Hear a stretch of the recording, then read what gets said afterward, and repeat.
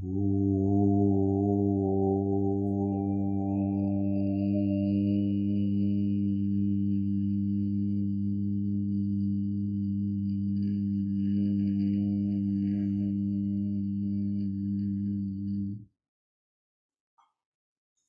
Session में हम लोग कुछ नई चीज़ें करेंगे, लेकिन उसके पहले कंप्लीट रिवीजन करेंगे अभी तक का क्या है, एकदम फास्ट। 20 मिनट में अभी तक योग में क्या हुआ, और अभी तक आगे के हाफ में हम 15-20 मिनट में अभी तक हमने आत्म खोज के बारे में क्या डिस्कस किया, ये कवर करेंगे। तो सबसे पहले योग का मतलब चित्तवृत्ति निरोध। चित्तवृत्ति निरोध का मतलब चित्त की और कई जगह पे वृत्ति होती है, कि जैसे कि धन दौलत, राग द्वेष, मेरे कई सारे बाहरी चीज़ें, बैंक अकाउंट, ये इनसे निवृत्ति करके अगर मैंने ये सब मेरे एक्सटर्नल कनेक्शंस क्लोज किए और आत्मा भी मुख हुआ, तो ये योग की डेफिनेशन महर्षि अ, पतंजलि ने की है। हमने बताया कि बैठने का तरीका, रीढ़ की हड्डी सीधी रहे, ये बहुत इंपॉर्टेंट है। रीढ़ की हड्डी जो मेन कनेक्शन है आपका ब्रेन से, आपके पूरे शरीर तक जाने वाली पूरी वायरिंग वहाँ से जाती है। तो रीढ़ की हड्डी सीधी रहे, सीधे करने का ये तरीका मैंने बताया था कि आप स्ट्रेच करें, इसे पर्वतासन कहते हैं। स्ट्रेच करें पूरा, आपका नेक बैक पूरा स्ट्रेच है, और फिर आपने हाथ रिलैक्स करना है, लेकिन बैक वैसे ही स्ट्रेट रहे। ये तरीका है अपनी रीढ़ की हड्डी सीधी है क्या चेक करने का।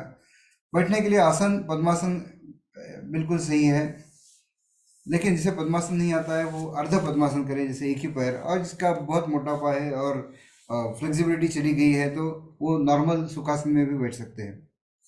जिन्हें वो उसमें दिक्कत होती है वो वज्रासन में बैठ सकते हैं। किसी किसी को वज्रासन में पैर दुख सकते हैं, किसी किसी को पद्मासन में मुश्किल होता है। ये हुआ वज्रासन। वज्रासन ऐसा आसन है कि जो आप कभी भी कर सकते हो, खाना खाने के बाद किया जाने वाला और करने लायक आसन में एक वज्रासन और एक सिंहासन है। सिंहासन हमने कवर नहीं किया अब तक। तो कहाँ बैठे, आसन आपका इंसुलेटिंग सरफेस होना चाहिए, जैसे कि मेटल का नहीं हो, या डायरेक्ट फर्श पे ना बैठे, बीच में कोई चीज़ जैसे चटाई या योगा मैट या ऐसे कुछ जो इलेक्ट्रिसिटी का कंडक्टर ना हो। और आप गद्दे पे सॉफ्ट सरफेस पे नहीं बैठ सकते हो, ये फेयरली स्टेबल सरफेस होना चाहिए। फिर हमने चक्रास देखे। चक्रा ये एनर्जी पॉइंट्स है, इसका एक्चुअल मतलब पता नहीं है, लेकिन चक्रा जो है वो मूलाधार सबसे नीचे है और ऊपर आज्ञा चक्र तक। ये चक्र की डिटेल्स में हम फिर कभी जाएंगे एडवांस कोर्स में, लेकिन ऐसे चक्र है, इतना ही सिर्फ ध्यान में रखें। योग करते हुए मूलबंध लगा होना चाहिए। मूलबंध यानी आपका गुरुद्वार, आपका एनस आपने कॉन्ट्रैक्ट करना है। जैसे आप पेशाब रोकने के लिए, पेशाब करते हुए रोकने के लिए जैसे आप करोगे, वैसे आपको वो कॉन्ट्रैक्शन करना है। ध्यान में नहीं रखना है पूरी देर, नहीं तो फिर आप आपकी सांस पे कंसंट्रेट नहीं कर सकोगे। लेकिन शुरू में इतना सोचना है कि मैंने मेरा पूरी क्रियाएं होते हुए मूलबंध लगा होना चाहिए। हम कोई भी चीज़ चालू करते हुए ओंकार से चालू करते हैं। 3 बार ओंकार, फिर मानस ओंकार करते हैं, फिर 2 बार ओंकार करते हैं। ओंकार के कई गलत तरीके दिए हैं नेट पर, लेकिन हमने पूरे एक्सप्लेनेशन के साथ बताया कि कैसे ओंकार नीचे से ऊपर वाइब्रेशन जाना चाहिए, मूलाधार से लेके। तो ओम नहीं होना चाहिए, ओम। ये ये पूरा वाइब्रेशन आपके चक्रों को एक्टिवेट करते हुए नीचे से ऊपर तक जाना है आपको। कौन से समय करना चाहिए योग? तो सुबह खाली पेट तो अच्छा है, लेकिन जिसे मुश्किल है वो नहीं करने से, रात को 2 बजे किया तो भी वो अच्छा है। खाना खाने और योग करने में कम से कम 2 घंटे का डिफरेंस, 3 घंटा ज़्यादा अच्छा है, लेकिन 2 घंटे का डिफरेंस होना चाहिए। और योग करने के तुरंत बाद खाना नहीं खाना चाहिए, 15-20 मिनट तो कम से कम देने चाहिए। एम्प्टी स्टमक होना चाहिए। और योग हम स्नान के बाद करते हैं। बाकी एक्सरसाइज कैसे हम जिम में जाते हैं, पसीना बहाते हैं और उसके बाद में स्नान करते हैं, ऐसे नहीं है। योग में जो थोड़ा सा कुछ पसीना आता है उसे आपने धोना नहीं है, वो रखना है। योग में जो एनर्जी क्रिएट होती है वो अपने को रिटेन करनी है। ओंकार से स्टार्ट करते हैं। पूरी सांस छोड़ना बहुत इंपॉर्टेंट है। भरिए।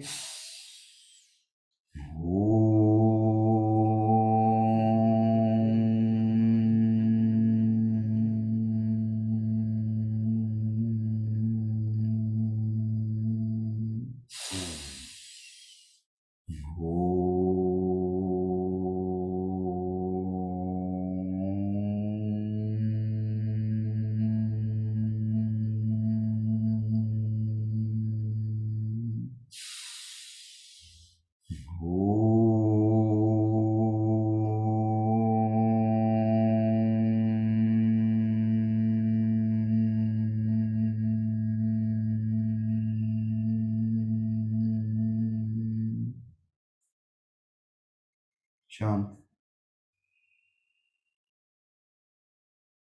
अंधेरा,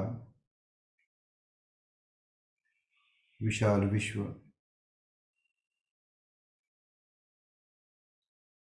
कुछ नहीं, पूरा अंधेरा,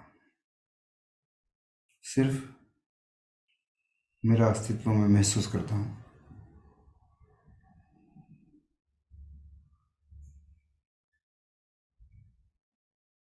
और विश्व के हर कोने से मैंने जब तक जो ओंकार किया उसका गुंजन मुझे, उसका इको, प्रतिध्वनि मुझे सुनाई दे रहा है।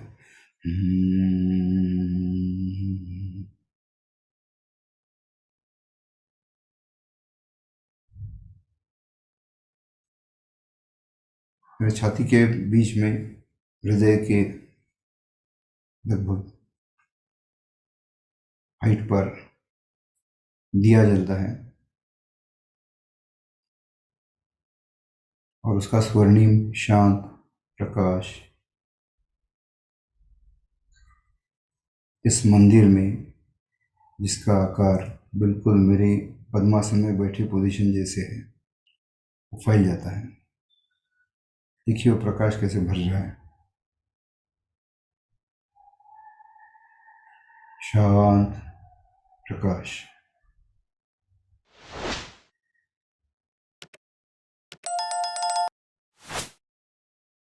बाकी सब जगह पे अंधेरा है। मैं, मेरा फोकस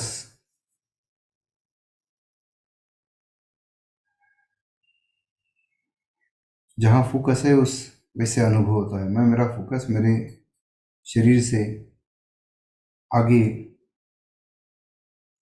बहुत दूर तक रखता हूँ, जहाँ से अभी मुझे दिखता है सिर्फ एक स्वर्णिम प्रकाश का बिंदु, एक तारे जैसे।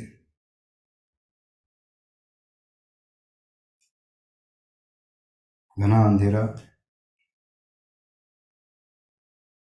सिर्फ एक प्रकाश का बिंदु। मेरा फोकस मैं धीरे धीरे उस प्रकाश की ओर लेके जाता हूँ। अब देखिए आपके मन की आंखों से, जैसे मेरा फोकस नज़दीक जा रहा है, वह प्रकाशमान दिव्य आकार बड़ा होते हुए नजर आ रहा है। आपकी उंगली के साइज का, फिर आपके पंजे के, हाथ के पंजे के साइज का, और क्लोजर आते हुए बिल्कुल सामने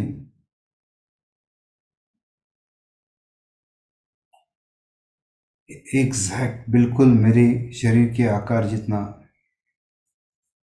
पद्मासन में वो मंदिर प्रकाशमान, जैसे बीच में आईना हो, लेकिन ये प्रतिबिंब दिव्य प्रकाश से भरा हुआ है। मुझे स्पष्ट दिखाई देता है। आंखें बंद, शांत समाधान।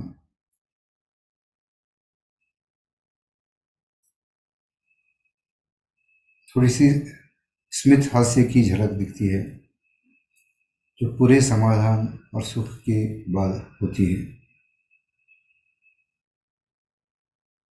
मैं मेरा फोकस पॉइंट से एक चक्कर लगाता हूँ, उसे राइट साइड लेता हूँ। अब मुझे राइट साइड का व्यू है, लेकिन वही स्थिर शांत मुद्रा।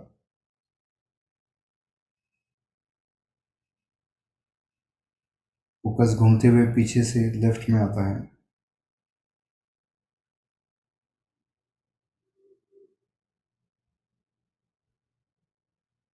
और घूमते हुए फिर सामने।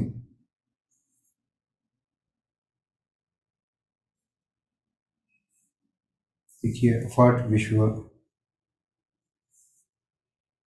अथांग,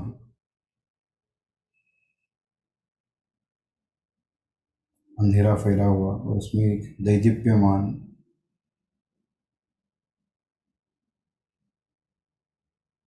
दिव्य मंदिर, जिसका आकार बिल्कुल मेरे जैसा है, और ओंकार की गूंज सुनाई दे रही।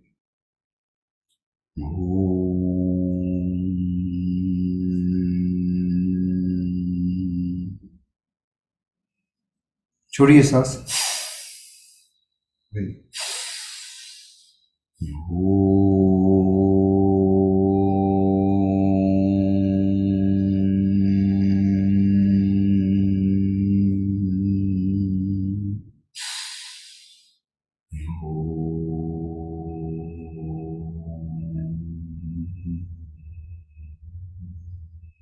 शांत।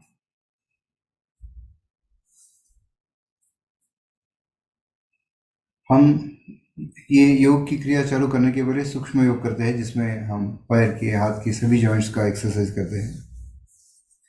फिर हमने नमन मुद्रा ली थी, जो ऐसे सांस लेते हुए ऊपर जाके सांस छोड़ते हुए नीचे जाना है, और उस अवस्था में थोड़ी देर के लिए रहना है। एक क्षण के लिए करके दिखाता हूँ।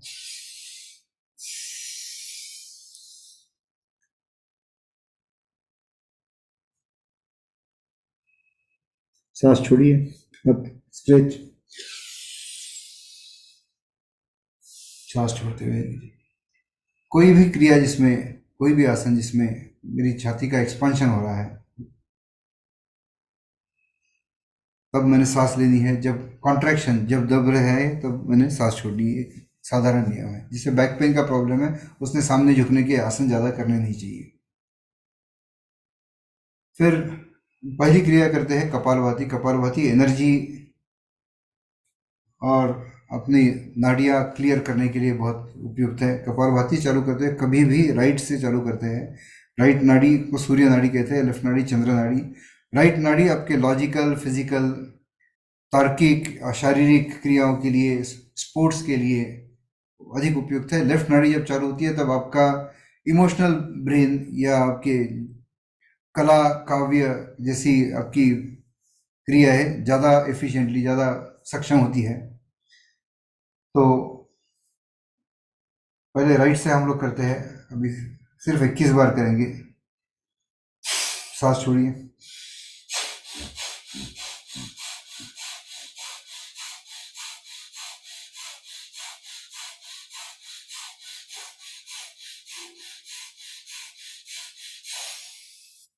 पूरा छोड़िए, भरिए, और धीरे से तेल की धार की तरह बहुत धीरे से सांस छोड़नी है। ये बहुत महत्वपूर्ण है। कोई भी ब्रीदिंग की क्रिया का कंप्लीट करते हुए ये पार्ट, पूरा सांस छोड़ के फिर बाद में सांस लेने के बाद धीरे से सांस छोड़ना। अभी लेफ्ट से करेंगे 21 बार।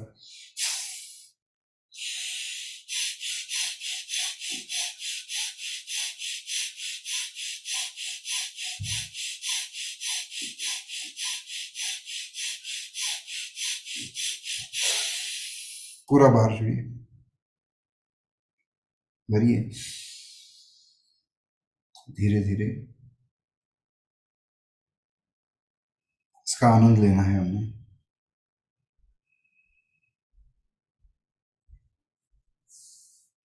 कुछ लोगों ने हमें बताया था कि नाक पूरा सुबह चौक्ड रहता है, तो हम कर नहीं पा रहे कपालभाति।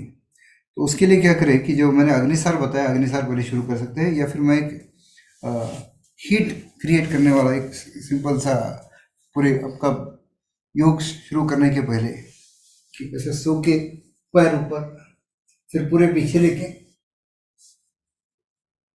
ये मैं आस्ते से कर रहा हूँ क्योंकि नहीं तो मेरा आसन खराब हो जाएगा, लेकिन ये आपको बहुत तेजी से करना है।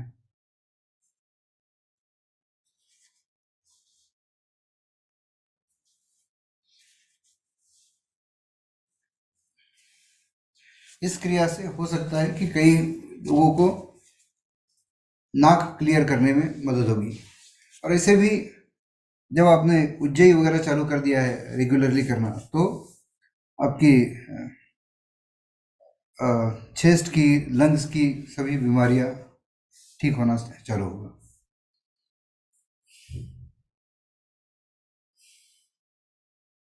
तो ये काफ़ी थकाने वाला एक्सरसाइज है जिससे आपका नाक क्लियर होने में मदद हो सकती है। तो कपालभाति हुआ, कपालभाति के बाद हम अनुलोम विलोम करते हैं, अभी नहीं करेंगे अनुलोम विलोम लेफ्ट नॉस्ट्रिल से।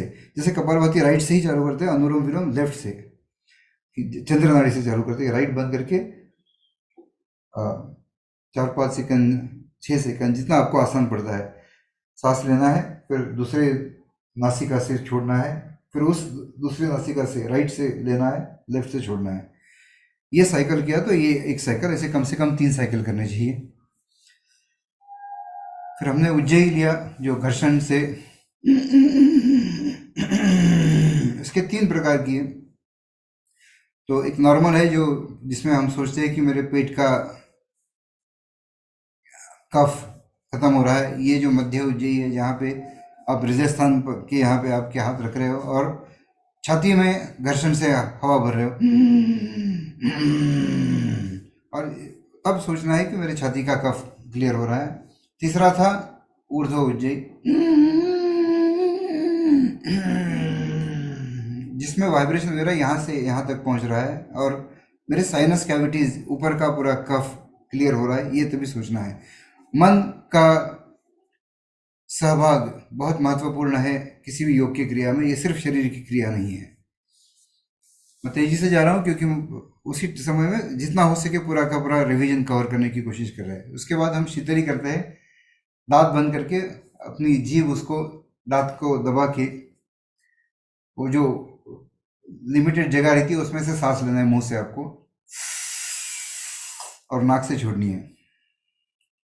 उज्जयी हीट क्रिएट करती है, शीतली शीतकारी ये ठंडक पहुंचाने वाली क्रिया है। फिर अग्निसार हमने पिछली बार लिया, इस बार रिपीट करेंगे और एक्चुअली करेंगे। पूरा सांस छोड़ के आप नीचे जाओगे ताकि पूरी सांस निकाल सके, और हाथ घुटने पे दबा के उसका सहारा लेके पूरा पेट पीछे खींच के आपको ऐसे बाहर,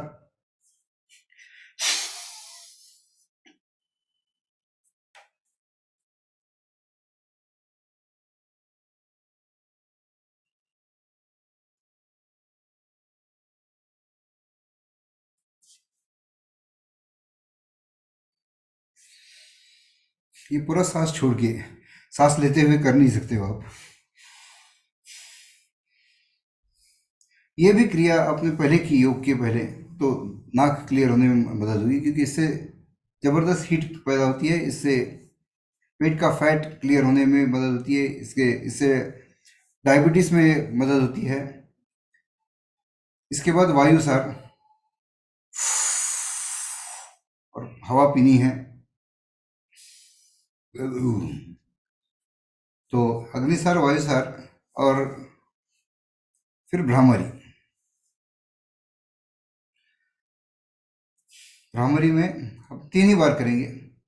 भ्रामरी तो करनी चाहिए। भ्रामरी मन के लिए, हार्ट के लिए, ब्लड प्रेशर के लिए एक जबरदस्त एक्सरसाइज है। इससे ठीक करें तो सब कुछ ठीक हो सकता है ऐसे कहा जाता है, लेकिन आप, ये मैं डिस्क्लेमर दे रहा हूँ कि आप आपके मेडिकल एक्सपर्ट से पहले राय लीजिए। लेकिन मैंने कई लोगों को देखा है कि सिर्फ ये करके उनकी पूरे मेडिकेशंस बंद हो चुके हैं। तो एक कान बंद, दो उंगलियां ऊपर, दो नीचे, गर्दन थोड़ी नीचे झुकी हुई, और 3 बार करेंगे। पूरी सांस छोड़ो।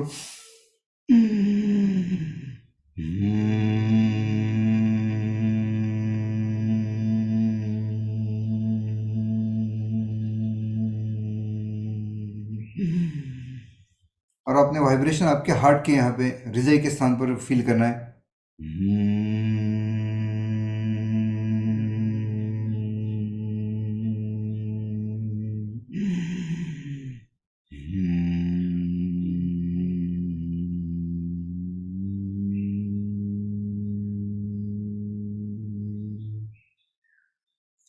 फिर गर्दन सीधी,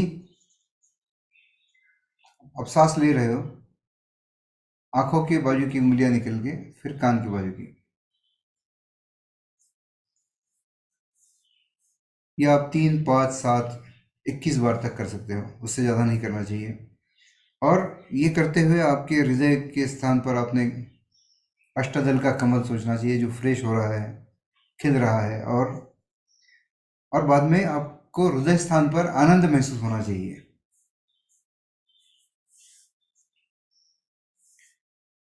अब हमने बैक के एक्सरसाइज लिए थे, भुजंगासन पिछली बार लिया था, और मत्स्यासन। अब अर्ध मच्छिंद्रासन लेते हैं, जो ट्विस्ट करने वाला आसन है। ये जो है ना, इसे स्वस्तिकासन कहते हैं। स्वस्तिकासन जैसे ही, लेकिन एक पैर ऐसे मुड़ा हुआ है। इसका मैं वीडियो कोई नेट पे होगा तो मैं शेयर करूंगा, क्योंकि ये तो कॉमन है, इसमें अपना कोई नया रिसर्च नहीं है। ये ऐसे पैर आपके दबे हुए, तो आपका पेट पेट के ऊपर प्रेशर आ रहा है। ये हाथ घुटने के पीछे से लेके जितना आगे ले सकते हो, अंगूठे को टच करके,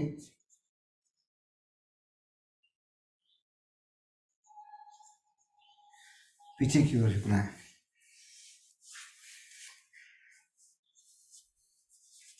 कुछ सेकंदों के लिए ही करना है ये। और ये फिर दूसरे साइड से, कि राइट पैर अपना नीचे मुड़ा हुआ है, लेफ्ट पैर ये घुटने के इस साइड में, फिर एक घुटने के पीछे आपका हाथ लेके वहां से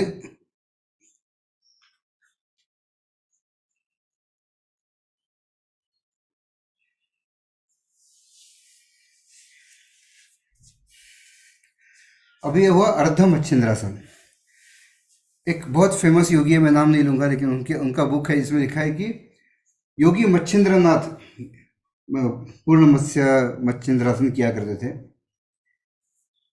इस जमाने में वो पॉसिबल नहीं, लेकिन मैंने कुछ लोगों को, मेरे जिन लोगों से मैंने सीखा है उनमें से एक गुरु को मैंने खुद करते हुए देखा है। तो हमने ये कैसे पैर ऐसे लिया था, वहाँ पे पद्मासन जैसे पैर ऊपर लेके, फिर ये पैर यहाँ पे, फिर ऐसे मुड़ के, तो उसके लिए पेट के यहाँ पे 0 फैट, हाईएस्ट फ्लेक्सिबिलिटी, ये सब जरूरी है। तो आसान नहीं है, लेकिन कुछ लोग करते हैं। कुछ जिम्नास्ट भी कर सकते हैं, ये मैंने देखा है। आपने विकिपीडिया पे अर्ध मच्छिंद्रासन सिर्फ देखा, पूर्ण मच्छिंद्रासन, तो वहाँ पे कोई यूरोपियन लेडी जिम्नास्ट को वो करते हुए उसका फोटो है एक।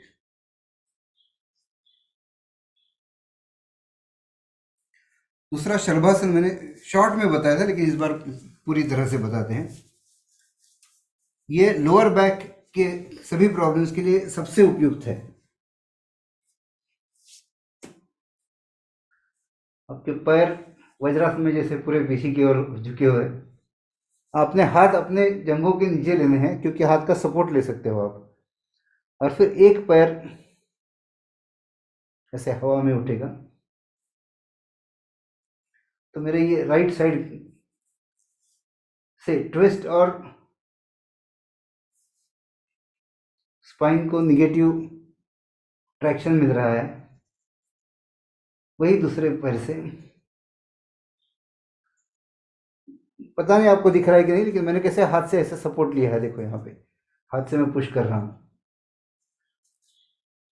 पुश करने की इतनी जरूरत इसमें नहीं होती जितनी कि जब दोनों पैर करते हो आप।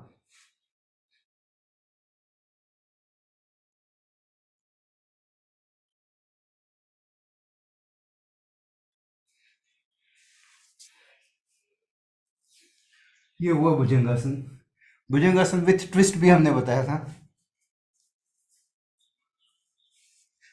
तो इस बार हमने दो शलभासन और फिर भुजंगासन एक बार फिर से बताएंगे, विथ हैंड पोजीशन स्ट्रेट रहनी चाहिए या बेंड रहनी चाहिए? Hand position. हैंड तो हम्म। स्ट्रेट है मेरे पैरों के नीचे। भुजंगासन की बात करो। भुजंगासन तो बिल्कुल मेरे कंधे के पैरेलल हैंड्स होने चाहिए। एक बार प्लीज दिखा सकते हैं क्या? हाँ, ये पोजीशन है। आपको हाथ दिख रहे हैं? आई होप दिख रहे हैं। हाथों से लेके उठाना है। मैंने विकी पे, मैंने नेट पे देखा कुछ पिक्चर ऐसे है। तो ये हम्म। बिल्कुल उपयोगी नहीं है। ये पार्ट बिल्कुल जमीन को टच रहना चाहिए। और गर्दन जितनी ऊपर ले सकते हो। हाथ पूरे स्ट्रेट कर ही नहीं सकते हो, तो आपको पीठ को बहुत ही मोड़ना पड़ेगा उसके लिए। तो जितना हो सकता है हाथ से आप, एक्चुअली हाथ के मसल्स के लिए भी अच्छा एक्सरसाइज है। लेकिन मैं उसका उस पर ज़्यादा फोकस नहीं कर रहा हूँ, क्योंकि हम वाइटल ऑर्गन्स को पहले कवर कर रहे हैं, जैसे कि हार्ट, लंग्स, किडनीज। जिन्होंने कोई सेशन मिस किया हो, सब लोग प्लीज़ यूट्यूब के चैनल को सब्सक्राइब करें और वो फेसबुक ग्रुप ज्वाइन करें, जहाँ पर हमने जो जो डिस्कस हुआ जितना हो सके वो फिर एक बार लिख के, इंग्लिश में भी है और हिंदी में भी है, दोनों दो ग्रुप है, कि पूरी की पूरी चर्चा जितनी हो सके उसका स्क्रिप्ट और वीडियोस की लिंक ये पूरे डाले हुए हैं।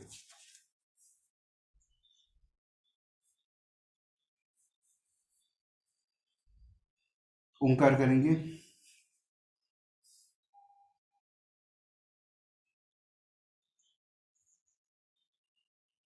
जिनकी रीढ़ की हड्डी बिल्कुल सीधी होती है उनको ये हर बार पर्वतासन करके चेक करने की जरूरत नहीं है, लेकिन होता नहीं है ज़्यादा करके लोगों का, इसलिए मैं बता रहा हूँ। वो चित्र ध्यान में रखिए, जो नदी का जो शुरू में दिखाया था। सांस छोड़िए, भरिए।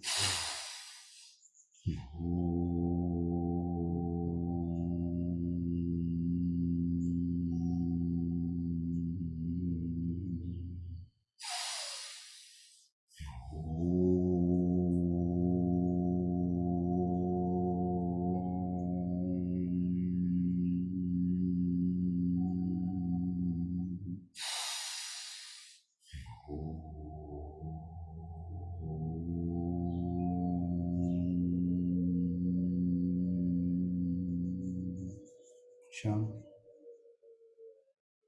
अंधेरा, हृदय स्थान पर दिया, प्रकाश से भरा हुआ मंदिर, गर्भगृह।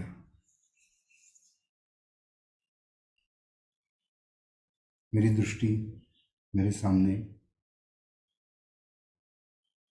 पूरा अंधेरा, ओंकार का गुंजन और एक प्रकाश का स्रोत, जिसकी ओर मेरा फोकस बढ़ता है, दृष्टि जाती है। जैसे नज़दीक जाता हूँ, धीरे धीरे वो बढ़ते हुए बिल्कुल मेरी आकार जितना।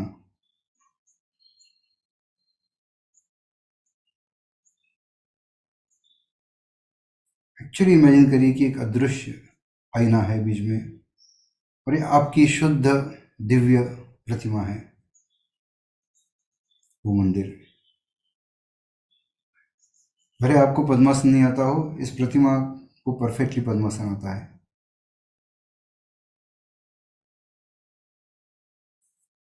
एक सर्कल में आप उसके सभी दिशाओं से देखिए, right view, back view, left, सामने, और एंजॉय करिए वो कामनेस, वो शांतता चेहरे पर की, समाधान, आनंद। देखिए पूरा दृश्य, अंधेरा, एक ही दिव्य वस्तु जो दिखती है, और ओंकार का गुंजन। सांस छोड़िए।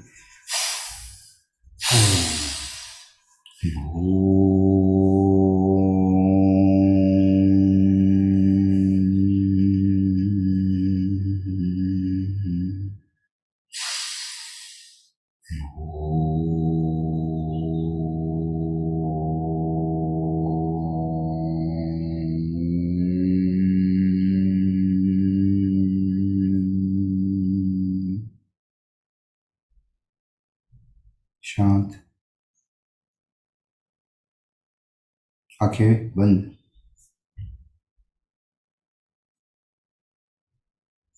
अब पूरा मन से, मन की आंखों से देखना है,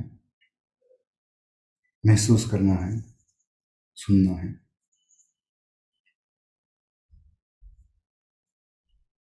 कैसे पता नहीं, लेकिन मैं अपने आप को पानी में, मेरे सभी जगह पे पानी, मेरी आंखों तक पूरा पानी भरा है। ऊपर की आंखें और बाकी भाग ऊपर है पानी की, लेकिन कोई फायदा नहीं, पूरा अंधेरा है। धीमे गति से चलने वाला पानी है, बह रहा है, लेकिन वो मुझे, मेरे स्किन को फील हो रहा है, मेरे कान के निचले हिस्से को स्पर्श महसूस हो रहा है पानी का। ना पानी ठंडा है ना गर्म है, बिल्कुल मेरे बॉडी टेम्परेचर का है।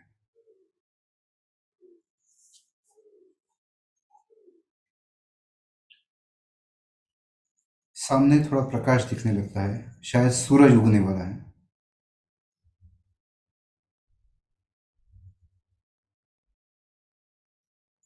बादलों के बॉर्डर्स को गोल्डन, लाल,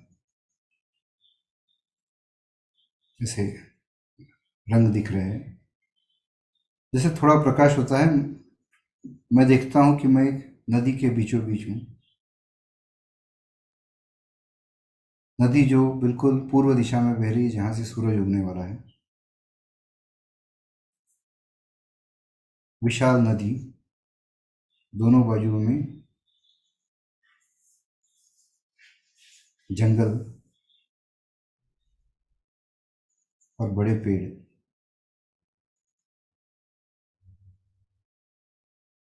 कुछ छोटे, कुछ उसके पीछे बड़े, और उसके भी पीछे कुछ बहुत ऊंचे पेड़ मुझे दिखाई देते हैं।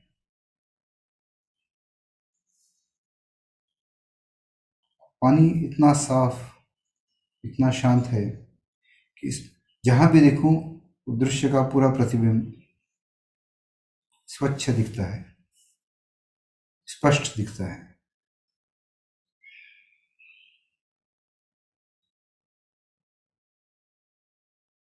किसी भी चीज़ का अंडरस्टैंडिंग हम हमारे मन से करते हैं, और ये पानी और मन का पैरेलल हम लोग लेने वाले हैं, समांतर लेने वाले हैं। जब भी मन शांत होता है, तो मैं किसी भी घटना को, किसी भी वस्तु को उसके सही तरीके से समझ सकता हूँ। मन शांत नहीं हो, उसमें रिपल्स हो, तो जो मैं दृश्य देखता हूँ वो विकृत दिखूंगा। फिर निगेटिविटी आती है, फिर स्ट्रेस आता है। सूरज उगने वाला है, उसका, उस सुंदर दृश्य का पूरा प्रतिबिंब पानी में। धीरे धीरे सूरज उग रहा है, आधा सूरज पानी के ऊपर, और बिल्कुल उसका प्रतिबिंब नीचे। दिखने के लिए पूरा सूरज दिख रहा है मुझे।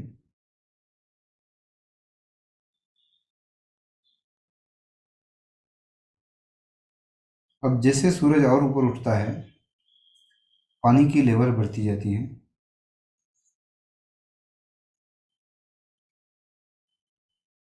और मैं पूरा पानी के अंदर डूब जाता हूँ।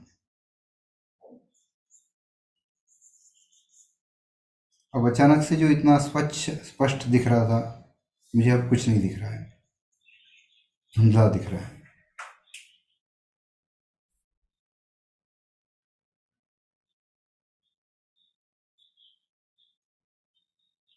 लेकिन मुझे अपने आप के स्थिरता के लिए, उसके रेफरेंस के लिए कोई प्रकाश तो जरूरी है। जैसे बाहर की आंखों से मैं नहीं देख पा रहा था, तो फिर मैं अंतर्मुख होके वो प्रकाशमान मंदिर देखता हूँ, जिसका हमने ओंकार में अभ्यास किया था।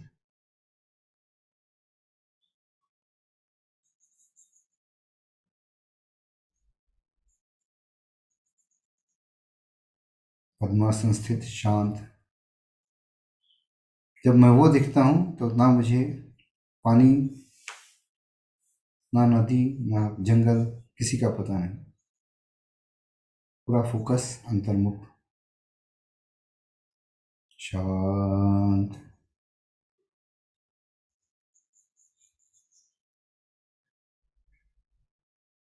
धीरे धीरे पानी की लेवल कम होती है। सूरज पूरी तरह से ऊपर आ चुका है, लेकिन मेरी आंखें बंद है और मैं अभी भी अंतर्मुख,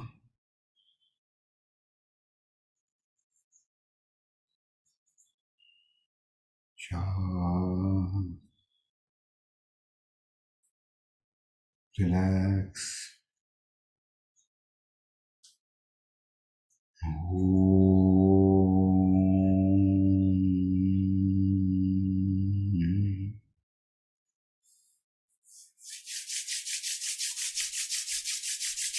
जो स्पिरिचुअल चार्ज क्रिएट होता है वो हम गंवाना नहीं चाहते हैं। वो योग की क्रिया के बाद जो स्टैटिक होता है, हाथ रब करके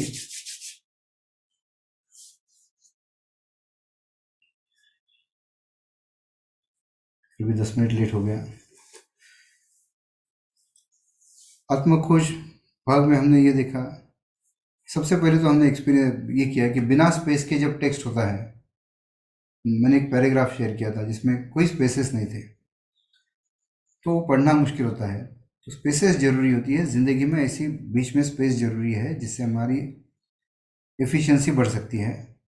तो इसलिए समय निकाल के, ये जो बोलना एकदम व्यर्थ बात है कि मेरे पास समय ही नहीं है योग करने के लिए, तो ये अपने आप के लिए समय निकालो तो आप कई गुना अधिक काम कर सकते हो। दूसरा हमने लिया कि सबसे महत्वपूर्ण पार्ट क्या है, कि मैं सुखी होना चाहता हूँ। तो उसमें भगवान है या नहीं है, आत्मा है या नहीं है, क्या विश्व कैसे चलता है, इससे भी मैं हूँ, मैं अपने आप को महसूस करता हूँ और मैं सुखी होना चाहता हूँ। मेरे सुखी होने के लिए सबसे महत्वपूर्ण बात है कि मुझे मैं कौन हूँ पता होना चाहिए। ये समझने के लिए हमने वो सुनील गावस्कर की स्टोरी ली थी, जिसमें कि बच्चों की अदला बदली हुई थी और माँ ने गलत बच्चे को पूरी तरह से प्यार जताया था। जिस क्षण उसे पता चला उसका बच्चा नहीं है, उसे वो छोड़ दिया और अब उसके बारे में अब सोच भी नहीं रहे। तो इससे, इस उदाहरण से हमने समझा कि मैं कौन हूँ और मेरा क्या है, ये हमारे लिए सबसे महत्वपूर्ण है। जैसे मुझे पता चला ये मेरा नहीं है, मेरी उससे अटैचमेंट पूरी की पूरी चली गई। फिर हमने देखा कि क्या मैं शरीर हूँ, तो इसलिए फिर मैंने वो एग्जांपल दिया था कि जब टेबल के टुकड़े होते हैं तो ये आधा टेबल है और ये आधा है, ये बड़ा आधा है, ये छोटा है, ऐसे हम बोल सकते हैं। लेकिन मेरा हाथ, उंगली, कान कुछ भी टूटा तो मैं नहीं बोलूँगा कि वहाँ थोड़ा मैं हूँ, यहाँ थोड़ा मैं हूँ। ये मेरा कान है, मेरा नाक है, मेरा हृदय है, मेरा ब्रेन है, मेरी वस्तु ये है, मेरा घर है, लेकिन वो मैं नहीं हूँ। लेकिन जब आप बोलते हो कि मुझे आनंद हुआ, मुझे दुख हुआ, मुझे दर्द हुआ, तो वो जो मैं है वहाँ पे मैं यूज़ किया जाता है और ये जो है ये मेरा करके है, तो वो मैं नहीं हूँ। भले आप बिलीवर हो या ना हो, ये आप हर एक आदमी ये सोचता है कि ये मेरी वो चीज़ है और ये मैं हूँ। ये डिस्टिंक्शन हर एक को पता है, अ, अंदर से पता है कि मैं अलग हूँ और ये मेरी चीज़ें अलग हैं। फिर हमने लॉ ऑफ कंजर्वेशन देखा कि विश्व में कोई भी चीज़ ऐसे ही तैयार नहीं होती है और नष्ट नहीं होती है। जैसे कि शरीर जब जल जाता है मृत्यु के बाद, तो शरीर कि हर मॉलिक्यूल का, हर एटम का मैं हिसाब दे सकता हूँ कि इसका कार्बन डाइऑक्साइड हुआ, ये बाहर के ऑक्सीजन से मिलके इसकी भाप हो गई, इसकी राख हो गई। एक भी एटम का हिसाब यहाँ वहाँ नहीं होगा, कोई भी ऐसे ही नष्ट नहीं होता है। तो ये जो चीज़ है जिसको मैं का अनुभव है, जो सुख दुख का अनुभव करता है, वो भी ऐसे ही कैसे नष्ट होगा, तो उसका भी रूपांतरण होगा, जैसे वहाँ पे वाफ में या राख में हुआ, कोई ना कोई रूपांतरण होना चाहिए, जहाँ से हमने पुनर्जन्म की कंसेप्ट समझी। तो हमने और एक एग्जांपल लिया था कि जैसे कि मैंने बोला कि विश्व 1 घंटे पहले तैयार हुआ, और नहीं मानते हो तो फिर मैं बता रहा था कि आपकी जो पहले की यादें हैं, पुरानी किताबें, वो सब उसी अवस्था में, उस मेमोरी के साथ आप तैयार हुए, और कोई प्रूव नहीं कर सका कि विश्व 1 घंटे पहले नहीं तैयार हुआ। तो इस उदाहरण से हमने समझा कि मेरा सबसे इम्पोर्टेंट अस्तित्व, मेरा करंट स्टेट ऑफ नॉलेज, मेरा अभी की ज्ञान की जो अवस्था है, ये मेरा सबसे महत्वपूर्ण अस्तित्व है। तो मैं की भावना तो थी, जब विश्व में पूरा अंधेरा है और मैं देखता हूँ, ओंकार की ध्वनि सुन रहा हूँ, जो भी कर रहा हूँ, उसमें मैं तो था। हमने जो दूसरी धारणा ली थी कि जिसमें मैं पूरी गैलेक्सीज और पूरे विश्व को देख के अपने आप को शून्य महसूस किया, लेकिन फिर भी अपने आप को, ये सब जानने वाला मैं तो उसमें था ही। तो ये अस्तित्व, ये चेतना, ये ज्ञान और सुख दुख महसूस करने वाला है, जो सुख, ये ज्ञान, आनंद और चेतना, ये अपने गुण, सत चित आनंद, ये अपने गुण है, ये हमने डिस्कस किया। फिर हमने सच्चा आनंद और फिक्टिशियस आनंद के लिए जेल में पैदा हुए लड़के का एग्जांपल लिया, कि जिसमें उसे रोज 10 कोड़े लगाए जाते थे, और 2 रोटी की भूख है लेकिन आधी रोटी दी जाती थी, तो वो भूखा रहता था, फिर भी उस आधी रोटी के लिए तरसता था। और जिस दिन उसको 10 के जगह पे 5 कोड़े लगाए, बाकी सबको 10 लगाए, तो उसको महसूस हुआ कि अरे मैं तो ज़्यादा सुखी हूँ, और आ, उसको आनंद हुआ कि अरे ये तो बाकी लोगों से, ये तो मेरा सबसे बेहतर दिन था। जब वो जेल से बाहर आता है तब उसको पता चलता है कि नहीं, पूरा खाना मिलना और कोई बंधन नहीं, कोई मुझे कोड़े लगा नहीं रहा है, ये ज़्यादा सुख की अवस्था है। तो ये जो है हमारा खाने पीने के रिलेटेड जो सुख है, वो रिलेटिव आनंद है। हमने एग्जांपल लिया था आइसक्रीम का, कि आइसक्रीम खा के जो आनंद होता है, वो आइसक्रीम ठंडा है, मीठा है, और वो पर्टिकुलर फ्लेवर का है, लेकिन आनंद उसका गुण नहीं है। होता तो मैंने 3 किलो आइसक्रीम खाने के बाद भी उसने मुझे आनंद दिया होना होता, या फिर मेरे एकदम प्रियजन तड़प रहे किसी बीमारी से, वो बचेंगे नहीं बचेंगे, मुझे एकदम टेंशन है, और उस समय मुझे आइसक्रीम दिया, तो मैं पहचानता हूँ ये आइसक्रीम है, क्योंकि वो ठंडा है, मीठा है, और उसकी जो टेस्ट से मैं पहचान लेता हूँ। लेकिन उसमें मुझे तभी आनंद नहीं आ रहा है, तो आनंद उसका गुण नहीं है। तो हमने ये उदाहरण से ये समझा कि मुझे नीले रंग का अनुभव करना है, तो ऐसी वस्तु का अनुभव करना चाहिए जिसका मूल गुण नीला रंग है। मुझे ठंडक का अनुभव करना है, तो ऐसी वस्तु का अनुभव करना है जिसका ठंडापन है। मुझे गुलाब की खुशबू चाहिए, तो वो जिसका गुण है ऐसी वस्तु का अनुभव करना चाहिए। और मुझे अगर सुख का, सच्चे सुख का आनंद का अनुभव करना है, तो ऐसी वस्तु का अनुभव करना चाहिए जिसका मूल गुण ही आनंद है। और हम कह रहे हैं कि वो आनंद मेरे अपने स्व का, मेरे जीव का वो लक्षण है। ये इसका प्रूफ हमने नहीं दिया, लेकिन हम आगे चल के लेंगे। अब इस बार एकदम महत्वपूर्ण विषय पे, जिसमें आप डिस्कस कर सकते हो, चैलेंज कर सकते हो। विश्व में सबसे प्रचलित धार्मिक भावना कौन सी है? तो भक्ति की। लगभग सभी रिलीजन्स, सभी धर्म आपको भक्ति, पूर्ण समर्पण, सब कुछ छोड़ के भक्ति करो करके बोलेंगे। गुरु कहता है वैसे करो। ऐसे भी उदाहरण है कि गुरु ने बोला रात को कि इस कुएं में कूद जा, और शिष्य ने वैसे किया। मैं इसको अपोज कर रहा हूँ। मैं बोल रहा हूँ कि ये सबसे बड़ा भ्रम क्रिएट किया गया है किसी भी व्यक्ति की। आप पॉलिटिक्स में भी देखो, या रिलीजन में भी धर्म में भी देखो, एक बार भक्ति हो जाती है तो आप अंधे हो जाते हो, अंध भक्ति हो जाती है। अंधे होने के बाद आपका तर्क, रीजनिंग काम करना बंद कर देता है। फिर आप इमोशन से सोचते हो, और आप सही और गलत का समझ नहीं सकते हो। इसका उदाहरण देने के लिए मैं एक बताता हूँ कि कोई धर्म बोलता है कि अरे तू जा, लोगों को मार काट, और उससे तुझे जन्नत मिलेगी, और अपनी जान दे दे। वो क्या कर रहा है? वो भक्ति मार्ग पे ही चल रहा है, गुरु ने बताया वैसे चल रहा है। पूरी भक्ति है उसमें तो। उसमें तो कोई, उसको कोई शक नहीं है कि ये करना उसके धर्म के लिए, उसके लिए जरूरत है। ऐसे ही कम ज्यादा प्रमाण में हर गुरु, हर धर्म आपको बता सकता है कि आप भक्ति करो और फॉलो करो। तो आप बोलोगे नहीं नहीं, लेकिन वो तो गलत रास्ता था। गलत रास्ता समझना चाहिए आदमी को। कैसे समझेगा? किसी ने कहा कि आत्मा नहीं होता है, पुनर्जन्म नहीं होता है। किसी ने कहा वो होता है लेकिन आपको मुक्ति नहीं होती है। किसी ने और कुछ कहा। 100 धाराएं, विचारधाराएं है। हर धाराओं में जाके आप बोलोगे कि हाँ मैं भक्ति करनी है, मैंने समर्पण करना है, तो आप सच कैसे जानोगे? सच जानना है तो आपके मन को ओपन माइंडेड रखना पड़ेगा, आपको हर चीज को क्वेश्चन करना पड़ेगा। अंधे होके किसी भी चीज में लीन होना, ये सच नहीं है। हर चीज को सवाल करके, उत्तर समझ के, फिर जब मेरा विश्वास पूरा होता है, तो वो जो विश्वास होता है वो सही विश्वास होता है। मैं और एक उदाहरण देता हूँ कि एक क्लासरूम थी, और वहां पे मैंने घड़ी निकाली थी, और मेरी घड़ी चोरी हो गई स्कूल के क्लासरूम में।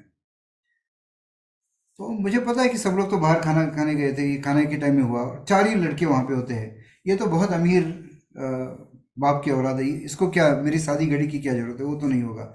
दूसरा है बहुत अच्छे घर से है, अच्छे संस्कार है, वो नहीं कर सकता है। तीसरा तो उसके पास ऑलरेडी अच्छी घड़ी है, और इसी ब्रांड की घड़ी, तो ये क्यों लेगा? तो शायद ये चौथे ने ही लिया होगा। ये शायद चौथे ने लिया होगा। मैं उस चौथे को पकड़ सकता हूँ क्या? नहीं।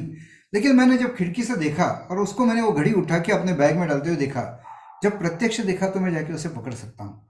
तो ये जो प्रत्यक्ष तरीके से जब मुझे पता चलता है, पहले तर्क से पता चलेगा कि मैं कौन हूँ, क्या है, और फिर जब प्रत्यक्ष अनुभव से मैं वो सच में आनंद आता है ये देखता हूँ, तब मेरा विश्वास परिपूर्ण हो जाएगा। और ये एक ही तरीका है जो सही चीज समझे और सही चीज पे विश्वास पूरा हो। इसके लिए पहले ही इस पे पूरा विश्वास रखो। एकदम साइंटिफिक कुछ धर्म है, उन्होंने भी लोगों को, अभी गुरु लोग तो यही कहेंगे कि आप पूरी भक्ति करो, सवाल नहीं करो। सवाल नहीं करो, ये ट्रैप है। ये एक ड्रग जैसे है कि आपको नशा करके आप उसमें को, आप लोग, आपको अंधा करने का की कोशिश की जा रही है। क्यों की जा रही है इसमें हम नहीं जाएंगे, लेकिन सच में आपको अपने अंदर का सच्चा मैं ढूंढना है, आत्म खोज करनी है, और सच्चा आनंद पाना है, तो आपको हर चीज का सवाल करना चाहिए, जैसे कि आपने इस चीज का भी सवाल करना चाहिए मुझे। हाँ, हाँ बोल सकते हो। रिलीजन वुड पंच भी, हाँ। अब शब्द में मैं, मेरी शायद परफेक्शन नहीं हुआ होगा। रिलीजन बोल सकते हो, विचारधारा बोल सकते हो, पंथ बोल सकते हो। विचारधारा अलग है। विचारधारा में तो आपको विचार करने बोला जाता है, लेकिन पंथ, कल्ट, कल्ट जो बोल रहे हैं आप, जिसे पंथ बोल रहे हो, वो कल्ट हो गया। लेकिन ये जो कोई कल्ट बनता है, पंथ बनता है, वहां पे फिर आपको बताया जाता है कि आपने ये करना है, इसको नहीं करना चाहिए, आपने बाकी सब छोड़ देना चाहिए। इसका और एक जबरदस्त प्रूफ देता हूं मैं। विश्व में 600-700 करोड़ लोग हैं। आपने कितने लोग देखे हैं कि जो किसी एक धर्म में पैदा हुआ है और दूसरे धर्म पे विश्वास? बहुत ही कम लोग, क्योंकि उसने तर्क से सोचने की कोशिश की कि क्या सही है, और किसी धर्म को नहीं फॉलो कर रहा है, उसको सच ढूंढना है। तो ऐसे हो सकता है क्या कि जो हिंदू धर्म में पैदा हुए हैं उनके लिए सत्य अलग है, बुद्ध धर्म में सत्य अलग है, क्रिश्चियन धर्म में सत्य अलग है, इस्लाम में सत्य अलग है, जैन में सत्य अलग है? ये हो नहीं सकता है। सत्य तो एक ही होगा। सत्य को जानने के कई तरीके हैं। लोग एग्जाम्पल देखेंगे, हाथी को यहाँ वहां से, बिल्कुल समझ गए हो, लेकिन हाथी तो एक ही है। कुत्ते को हाथी नहीं बोल सकते हो, और किसी ने कुत्ता है को हाथी बोला तो वो गलत है, इतना तो हमें पता है। तो ये क्यों हो रहा है? क्योंकि आप बचपन से इमोशनली उसको अटैच हो चुके हैं, और फिर आपने वही सच है ऐसे सोचने की कोशिश की है। जैसे किसी माँ को अपना बच्चा गलत है ऐसा नहीं लगता है। कोई झगड़ा हुआ तो लगता है कि नहीं नहीं, वो मेरा बच्चा तो अच्छा था, उसकी संगत में बिगड़ गया। लोग बोलते हैं कि मेरा बेटा तो अच्छा था, लेकिन बीवी के कारण अब ऐसे बिहेव कर रहा है। ये नहीं हो सकता है। ये आपको, ये इमोशनल पार्ट निकाल के आपको शुद्ध तरीके से खोजना पड़ेगा। मैं कौन हूँ? हर चीज को सवाल करना पड़ेगा, अपना धर्म हो, दूसरे का हो। लोग बोलते हैं इतने प्राचीन ग्रंथ है, ऋषि मुनियों ने इतनी साधना की है, गलत होगी क्या? कुछ तो गलत होगा, क्योंकि एक ने एक लिखा, दूसरे ने दूसरा लिखा है। और इतना ही नहीं, तो विश्व के सभी विद्वान विचारधाराएं एक दूसरे का खंडन करने की कोशिश करते हैं। मैंने जब मैं हॉस्टल में था और मैं इस बारे में विचार कर रहा था, तो मैंने मेरी डायरी में लिखा हुआ है कि जब ए बोलता है कि बी गलत है और उसका तर्क देता है, और बी बोलता है ए गलत है, तो शायद दोनों में से एक ही सही है या दोनों गलत हो सकते हैं। इतने ओपन माइंड से आपने सोचना पड़ेगा। तो ये कैसे होता है, मैं इसकी प्रक्रिया बताता हूँ। हर दिल पे कोई ना कोई जख्म होता है, हर आदमी कभी ना कभी दुखी हुआ रहता है। और जब किसी भी मेडिटेशन के कोर्स में जाता है, किसी भी विचारधारा में जाता है, और जब पहली बार वो करता है, तो उसे उसके हृदय पे फीदर, यानी क्या बोलते हो, मोर का जो पीस होता है, वो ऐसे उसके हृदय पर ऐसे सॉफ्ट, वो फीलिंग अच्छी, वो इतनी अच्छी लगती है कि वो इमोशनली अटैच हो जाता है। एक बार इमोशनली अटैच हो गया तो फिर सही और गलत देखने की कोशिश नहीं करता है। मैं एक एग्जांपल देता हूँ सही गलत सोचने का, जिसपे हम एक सेपरेट पूरा सेशन करेंगे कि लॉजिक से कैसे सोचना है। लेकिन एक विचारधारा है जहाँ जिनका राजयोग आश्रम होते हैं, जिनके दुनिया भर में उनकी ब्रांचेस है, तो उनके कुछ गुरुओं के लिए, कुछ 6-7 लोग थे, उनके जो टीचर्स थे, सफ़ेद कपड़े पहनते हैं, ब्रह्मचर्य पे बिलीव करते हैं, शाकाहार पर विश्वास रखते हैं, लेकिन वो सब ठीक है। लेकिन उनका जो एक कहना था कि जैसा बीज बोओगे वैसे बीज उगेगा। तो फिर मैं, तो आदमी आदमी ही बन सकता है, कीड़ा कीड़ा ही बनेगा, बैक्टीरिया बैक्टीरिया ही बनेगा।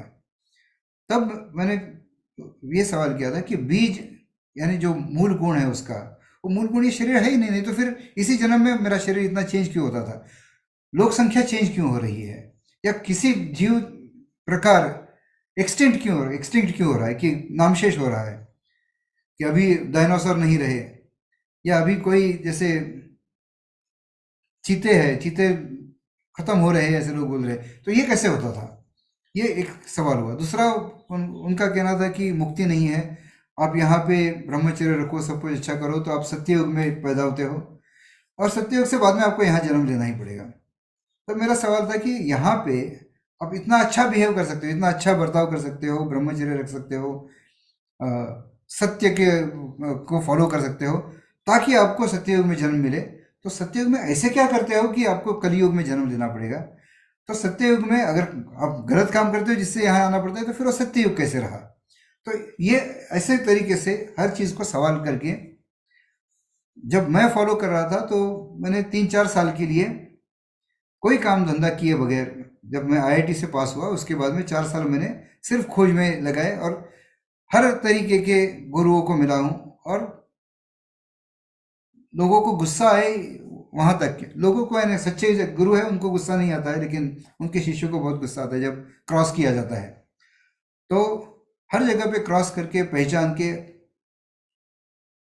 सच है पता चलने के बाद ही उसको एक्सेप्ट करके आगे बढ़ा। और इस खोज में मैंने फाइंड किया कि फेमस गुरुओं में तो कम से कम 99% लोग ये कमर्शियल है। और वो इसलिए, और जब इतना फेक इस जगत में है, जैसे कि मेडिसिन में या लॉ में आप देखते हो कि सच काफ़ी कम है, तो लोगों के लिए ये डॉक्टर ईमानदार है, इस चीज़ का बहुत इंपॉर्टेंट होता है, ये वकील ईमानदार है, तो उसकी ओर लोग आकृष्ट होते हैं। ये बहुत महत्वपूर्ण हो जाता है, क्योंकि झूठ इतना ज़्यादा है कि सच की कीमत बढ़ गई, नहीं तो सच में इतनी कोई ज़्यादा ताकत नहीं है। अगर सब लोग सच्चे होते तो मेरे क्लाइंट्स मुझे वैल्यू नहीं करते थे, लेकिन इतने लोग झूठे होते हैं कि फिर कोई आदमी स्ट्रेट फॉरवर्ड सच्चे तरीके से जाता है। तो जब रिलीजन में तो उससे भी ज़्यादा करप्शन है, पूरा कमर्शियलाइजेशन है, झूठ बोलते हैं, एक चीज़ पे बिलीव करते हैं, दूसरी चीज़ को प्रतिपादित करते हैं। तो ये, इसके कारण जरूरी है कि हमने हर चीज़ को सोच के समझ के।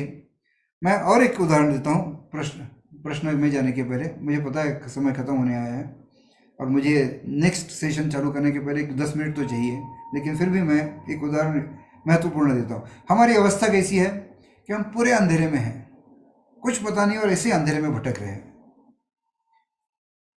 लोगों की आवाज़ें सुनाई दे रही है, उस हिसाब से जा रहे हैं। कोई बोल रहा है ऐसे जाओ, कोई बोल रहा है लेफ्ट जाओ, कोई बोल रहा है करियर कर, कोई बोल रहा है करियर में क्या रखा है, कोई बोल रहा है कि जॉब कर, कोई बोल रहा है बिजनेस कर। ये सब मैं सुनते आता हूँ, उसके हिसाब से बचपन से जो आता है उससे मेरा नॉलेज बेस बनता है, उस हिसाब से मैं प्रकाश ढूंढता हूँ। अंधेरा नहीं चाहिए मुझे, मुझे समझ के आगे चलना है। तो प्रकाश ढूंढने के लिए भी पूरे विश्व में ऐसे अंधेरे में भटकूं और कहीं एक जगह पे बटन है तो मुझे वो बटन मिलेगा क्या इतने आसानी से? तो नहीं मिलेगा। तो मेरी पूरी जिंदगी जा सकती है, क्योंकि जिंदगी तो लिमिटेड है मेरी। ये आयुष्य तो मेरा लिमिटेड है, और फिर मैं कहाँ कहाँ घूमते फिरूं बिना कुछ समझे। हो सकता है मैं उसी जगह पे वापस घूम घूम के आ रहा हूँ। तो उसके लिए फिर कई सारी विचारधाराएं है जो मैं पढ़ता हूँ, समझता हूँ कि नहीं, ऐसे नहीं, ऐसे नहीं, ये रास्ता नहीं हो सकता है, ये रास्ता होगा, तो इसे फॉलो कर। फिर फिर कोई कहता है कि फिर ऐसे मेरे पास 6 7 10 15 विचारधाराएं आती है जो मैं समझता हूँ कि थोड़ी लॉजिकल है। फिर मैं तर्क लगा के उनमें से छाननी करता हूँ और 4 5 विचारधाराएं आती है, उसका प्रयोग करके फिर मैं सच में उससे आनंद आता है क्या, ये समझने की कोशिश करता हूँ। जैसे मैंने मेडिटेशन के बारे में बताया था कि एक सिंपल सवाल है कि आप वो मेडिटेशन करते हो, सांस की ओर कॉन्सेंट्रेट करते हो, सांस की ओर ध्यान देते हो, बहुत अच्छा लगा आपको, ब्लड प्रेशर कम हो गया, शांति हुई, एनर्जेटिक फील हुआ, आपका भय खत्म हुआ क्या, आपका मृत्यु का भय खत्म हुआ क्या? तो नहीं, तो ये पूरा का पूरा तरीका नहीं है। तो इसी तरह से ये अंधेरे में फिर मैं लॉजिक, किसी का लॉजिक बहुत अच्छा है तो उसको एक दो ही मिलेंगे, अच्छा नहीं तो उसको 4 5 रास्ते मिलेंगे, लेकिन वो रास्तों पे चल के फिर जब सच में आपको वो लाइट मिलता है और बटन मिलता है, आपको लाइट मिलता है, आपको दिखता है कि नहीं लाइट तो चालू ही है, उसके ऊपर अ, एक कवर ढका हुआ है काले रंग का, आप काले रंग का कवर निकालते हो, प्रकाश दिखता है। जब प्रकाश दिखता है तो मैं कहता हूँ उससे ये आपका पहला आत्मा का अनुभव है, पहली बार आपने प्रकाश देखा। अब देखते हो, जब खोलते हो, मैं मेरा अनुभव बताता हूँ, तो दिखता है कि कई सारे आवरण हैं उस प्रकाश के ऊपर, उस दिए के ऊपर कई सारे हैं, लेकिन सेमी ट्रांसपेरेंट प्लास्टिक जैसे आवरण है, लेकिन थोड़ा प्रकाश तो दिखना चालू है। काला आवरण तो मैंने अंधकार वाला वो निकाल दिया। अब मैं फिर भी भटक सकता हूँ यहाँ वहाँ, क्योंकि बाकी मेरे अभी तक के संस्कार है, मुझे कई सारे मोह हो सकते हैं, लेकिन अब मेरी खोज खत्म हुई है। जब भी मुझे तकलीफ होती है, मैं जब सोचता हूँ, जब मैं चाहता हूँ, तब मैं मुड़ के उस प्रकाश की ओर देख सकता हूँ, क्योंकि अब वो अंधेरा नहीं है, अब मुझे वो प्रकाश का स्रोत दिख रहा है। वो दिख रहा है तो आते जाते हुए मैं और एक कवर निकालते जाऊँ जब तक पूरा प्रकाश दिखेगा, ये कभी ना कभी होगा। तो ये पहली बार मैं कौन हूँ समझना, और जब पहली बार सच में आपको उसका अनुभव होता है, मैं उसे आपका मोक्ष का टिकट का रिजर्वेशन हुआ, ऐसा मैं कहता हूँ कि एक बार हुआ तो आपका रास्ता क्लियर हो गया, आप इसी या किसी भी जन्म में कभी ना कभी आप आपके सर्वश्रेष्ठ ध्येय को प्राप्त करोगे। ठीक है, अब मैं यहाँ खत्म करता हूँ।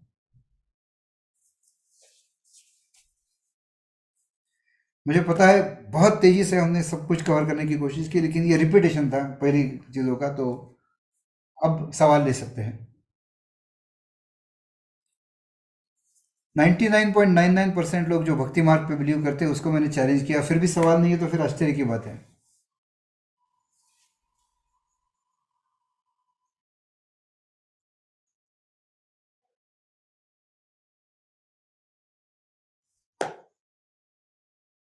नहीं, यहाँ सब पहुंचे हुए लोग हैं।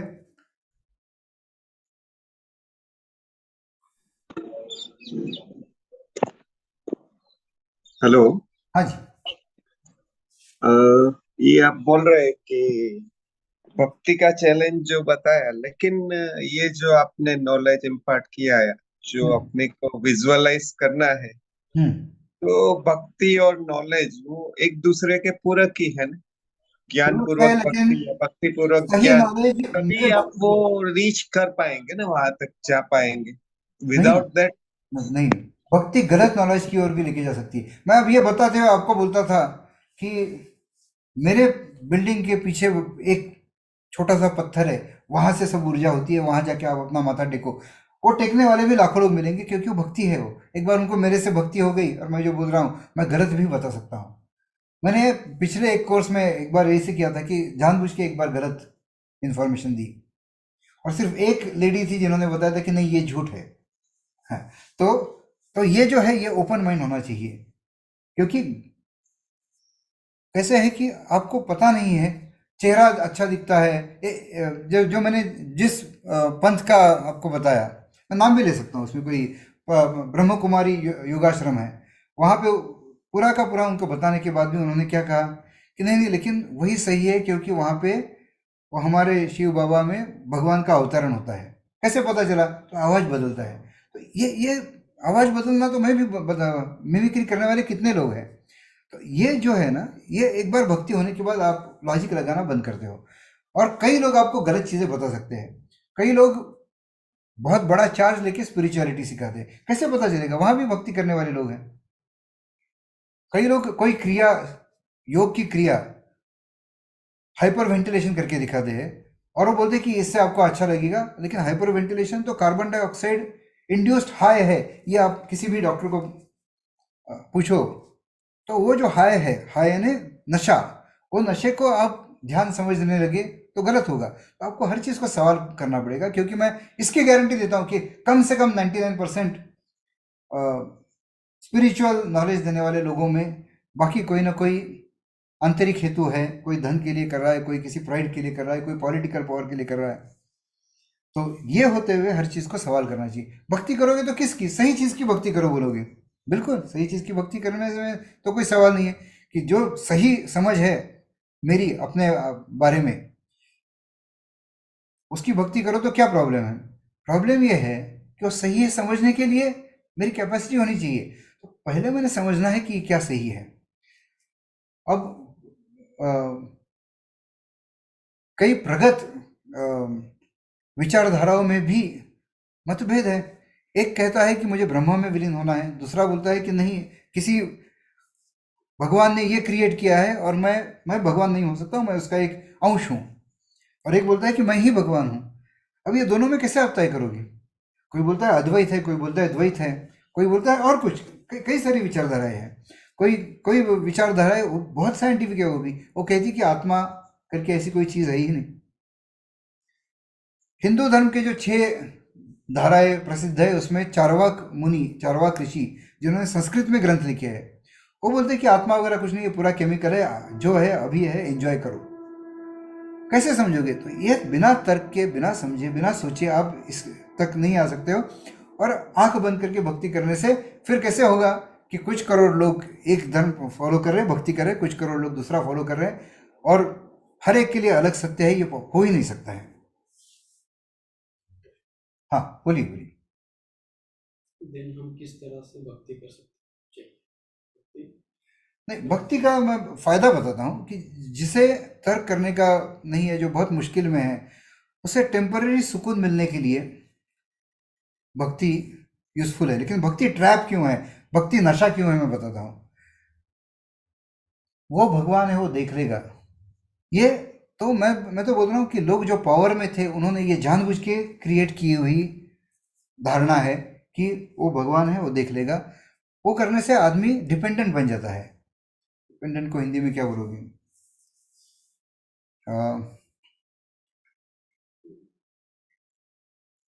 स्व स्व परावलंबी। पराश्रित। परावलंबी हो जाता है, परावलंबी हो जाता है। तो परावलंबी हो जाता है, क्या होता है फिर कि कोई खेती कर रहा है बंदा, उसको साहूकार जुल्म कर रहा है, उसके बेटी को उठा के लेके गया, बोलता है नहीं यार, वो ऊपर बैठा है, वो देख लेगा। नॉनसेंस है ये एकदम पागलपन है। ये इसीलिए बनाया गया है कि लोग फाइट नहीं करें, लोग अंधेरे में जिए और उनके ऊपर रूल किया जा सके। हर चीज़ को क्वेश्चन करना चाहिए और अपने को अपनी फाइट करनी पड़ती है। मैं कोई अपने लिए कुछ करता है या नहीं करता है कि ज़बरदस्त प्रूफ दूंगा। आपको मज़ा आएगा अगर आप लॉजिकली सोचते हो, गुस्सा आएगा अगर आप लॉजिकली नहीं, आप इमोशनली अटैच हो चुके हो कि कोई मेरा करता धरता है, जब अगर सोचते हो और मैंने उसका खंडन किया तो आपको गुस्सा आएगा, क्योंकि आप उस लॉजिक का खंडन कर नहीं सकोगे। और मैं क्या करने वाला हूँ, मैं ऐसे नहीं है ये नहीं प्रूव करूंगा। नेक्स्ट सेशन में कभी मैं 2-4 सेशन में मैं ये प्रूव करूंगा कि आप खुद नहीं बिलीव करते हो कि कोई तुम्हारा करता रहता है। मैं नहीं बोलूंगा कि वो है या नहीं है, मेरा प्रूफ ये होगा कि आप में से कोई भी बिलीव नहीं करता है कि तुम्हारा कोई करता धरता है। ओके, बहुत मज़ेदार प्रूफ है। तो कहने का मतलब ये है कि एक बार मुझे पता चला कि ये सच है, तो मेरा विश्वास जबरदस्त होना चाहिए। जब मेरा विश्वास इतना जबरदस्त है कि पुनर्जन्म है, तो मृत्यु का भय चला जाता है। बिल्कुल सही है। लेकिन अगर मेरा विश्वास गलत है और मेरा विश्वास ऐसे है कि वहां जाने से सुकून मिलता है और वहां खाई है, तो मैं वहां जाके खाई में गिर के नाश होने वाला है। जाते हुए मुझे बहुत अच्छा लगेगा। मैंने वो महात्मा गांधी वाला उदाहरण बताया क्या, मुझे पता नहीं, किसी एक सेशन में बताया था, मैं फिर बताता हूँ। नहीं बताया शायद मैंने, और किसी ने फोन करके वो सवाल पूछा तो बताया था। महात्मा गांधी जब अफ्रीका में गए थे तो क्रिश्चियन मिशनरीज का काम देख के उनको बहुत अच्छा लगा कि एकदम, कुछ लोग तो उनमें से निस्वार्थ होकर काम करते हैं, जैसे भारत में उन्होंने कुष्ठ रोगियों के साथ काम किया या निचले जाति वर्णों के साथ काम किया, जिनको कोई छू नहीं रहा था उनके साथ बैठ के खाना खाया। तो उनकी जगह मैं होता तो मैं भी शायद कन्वर्ट हो जाता। तो उनको काम अच्छा लगा, और उन्होंने उनके, जिन्हें गुरु मानते थे, उनके गुजरात में कोई एक थे श्रीमद रायचंद करके, तो उनको उन्होंने खत लिखा कि मैं तो ये काम से बहुत इम्प्रेस हुआ हूँ, और मुझे लगता है कि कोई भी रास्ता मैं भक्ति का मैं दिल से फॉलो करता हूँ तो मैं भगवान तक पहुँच सकता हूँ। तो क्या मैं ये क्रिश्चियनिटी अपना सकता हूँ क्या? तो उनका जवाब, इसमें पूरा सार आ जाता है, ये एकदम महत्वपूर्ण समझ लेना इसको। उनका जवाब था कि बीज कहाँ बोया है ये पता चले बगैर अगर आप पानी और फर्टिलाइजर और सब कुछ एकदम अच्छी तरह से आपको उसकी मशागत कर रहे हो, सब कुछ कर रहे हो, तो करते हुए तो अच्छा लगेगा आपको, लेकिन कुछ उगेगा क्या? तो नहीं, कोई गारंटी नहीं है। आपको बीज कहाँ बोया है ये पता होना चाहिए ताकि आप उस पर काम कर सको। उसी तरीके से मैं कौन हूं कि सही डेफिनेशन जिस विचारधारा में दी है उसे तुम आंख बंद करके फॉलो करने की कोशिश करो। पहले फाइंड करो कि मैं कौन हूं का सही जवाब है कि नहीं उसमें। वो ढूंढने के लिए, ये तो उन्होंने नहीं लिखा, उन्होंने इतना ही लिखा है, तो ऐसे विचारधारा फॉलो करो जिसमें मैं कौन हूं का, यानी बीज कहाँ बोया है, इसका सही विवरण है। और वो अगर गलत है तो उस धारा में जाके आपको अच्छा लग सकता है। कोई भी भक्ति मार्ग पे जो एकदम भोगवाद में जा रहा है, उससे भक्ति मार्ग पे ऐसे बजाते बजाते अपनी धुन में वो क्या जाप करते हुए जा रहा है, डेफिनेटली वो ज़्यादा शांत होगा भोगवाद में जाने वाले से। लेकिन उसको जो आगे सच्चा सुख, परमानेंट सुख जो पाना है, वहां तक नहीं पहुंच सकेगा जब तक वो बीज कहाँ बोया है नहीं जान सकता है। और बीज कहाँ बोया है ये पता करने के दो ही तरीके हैं। एक तो तर्क से मैं फाइंड करता हूँ कि कहाँ है, कहाँ पे खड्डा बनाया हुआ है, कहाँ पे किया होगा, और दूसरा एक्चुअल फाइंड करके कि वहां पे मैंने 4 दिन पानी डाला और फिर एक छोटा कुछ वहां से बाहर आया तो मुझे पता चलता है। फिर अब मैं रोज वहां पे करूं, फिर तो मेरा कॉन्फिडेंस बढ़ गया, फिर तो मैं मेरी पूरी ताकत वहां पे लगाऊंगा। तो पहले तर्क और दूसरा अनुभव, बस ये कंप्लीट कर देता है फिर आपका विश्वास। तो विश्वास हर चीज को सवाल पूछ के उस सवाल का जवाब सही से समझने के बाद जो विश्वास होता है वो सही विश्वास है, नहीं तो तब तक का वो अंधविश्वास है। अंधविश्वास परमानेंट नहीं हो सकता है, वो लोग डर जाते हैं। अंधविश्वास में कई योगी देखे हैं मैंने कि जहाँ पे कुछ बीमारी आई, हार्ट अटैक आया और ऐसे डर गए, उनको ही नहीं, उनके किसी के बीवी को, कोई योग फॉलो करने वाले किसी व्यक्ति का मैं बताता हूँ, और जो प्रवचन देते हैं उपनिषदों पे, लेकिन जैसे ही उनकी बीवी को कुछ तकलीफ हुई और चक्कर आके गिरी तो इन्हें पसीने छूटने लगे, उनका हाथ पैर ठंडे होने लगे, वो टेंशन से कि फिर वो नहीं रही तो मेरे बच्चों का कैसे होगा। तो ये जो है, ये सही समझ के बिना, बीज कहाँ बोया है समझे बिना नहीं हो सकता है। सॉरी, मैं ही ज़्यादा बात कर रहा हूँ, पूछ सकते हो। इसमें सोच सकते हो, आप आपने डिसाइड करना है कि नहीं नहीं इनको तो गलत साबित करके ही दिखाना है। और एक सेशन हम रख सकते हैं जिसमें पूरा डिबेट के ही ऊपर सेशन होगा, क्योंकि डिबेट में सवाल आएंगे, सवालों के जवाब में कोई अच्छी इंफॉर्मेशन आ सकती है।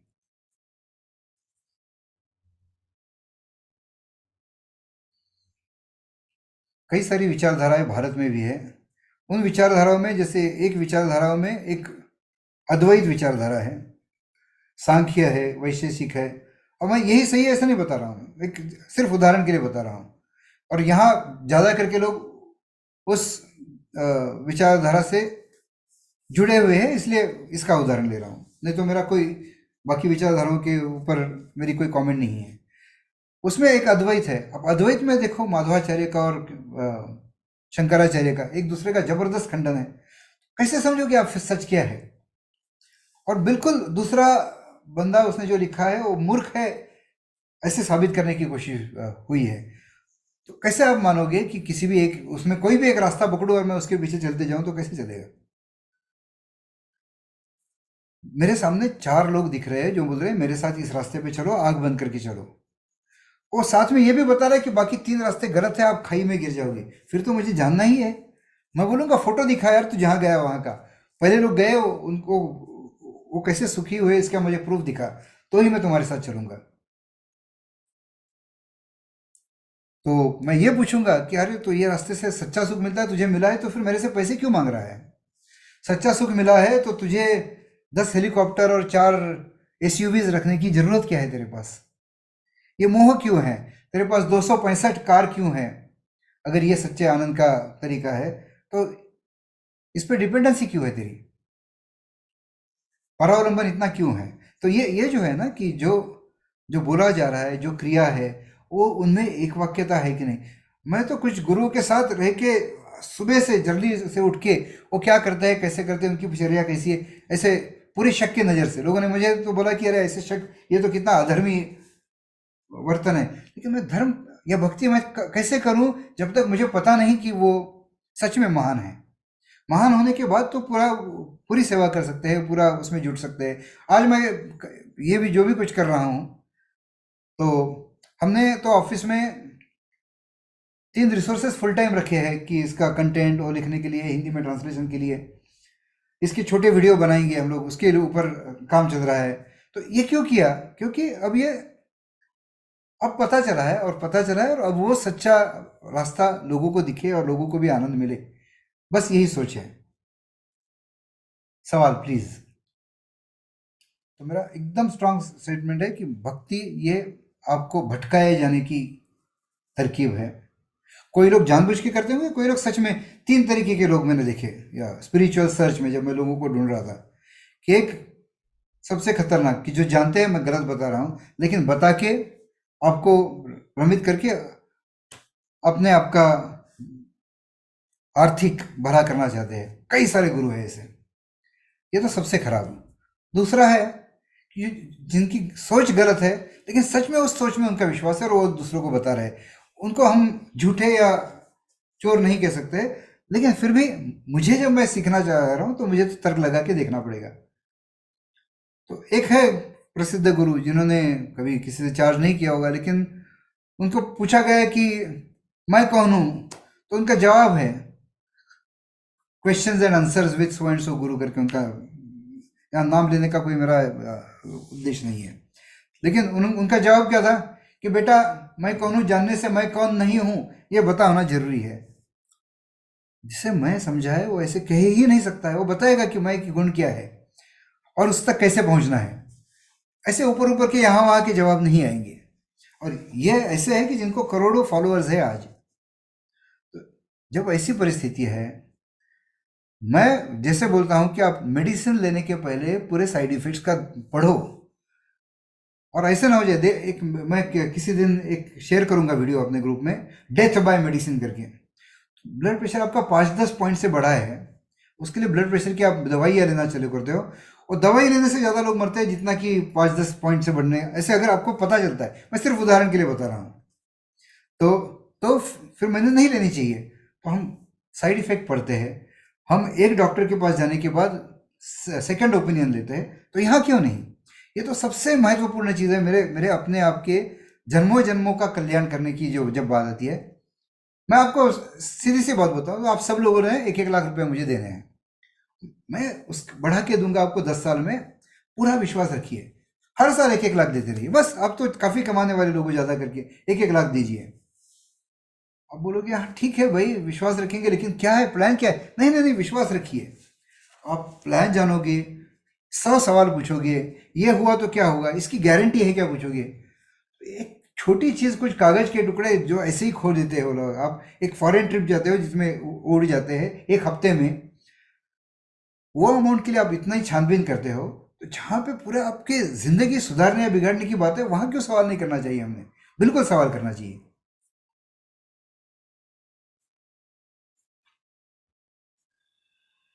हाँ जी। अब मेरा मौन जब तक आप नहीं सवाल पूछते हो। इस पर सोचिए। लेकिन ये एक 10 मिनट के मेरे भाषण से आप सोच के इसमें सवाल पैदा कर सकते हो क्या? लेकिन ये जो है, ये विश्व में प्रचलित सबसे प्रचलित विचारधारा है, उसको हम चैलेंज कर रहे हैं और इसको आपने चैलेंज करना चाहिए। ये भी आंख बंद करके आपने एक्सेप्ट नहीं करना चाहिए। हो सकता है मेरा कुछ आंतरिक हेतु हो और मैं झूठ बोल रहा हूँ, ऐसे सोच के आपने मुझे सवाल पूछने चाहिए। हम ये अगली बार करेंगे फिर। अगर अभी कोई सवाल नहीं है तो एक मैं आखिरी ओंकार करता हूँ, मुझे भी 5 मिनट विश्राम मिलेगा अगला सेशन चालू करने के पहले।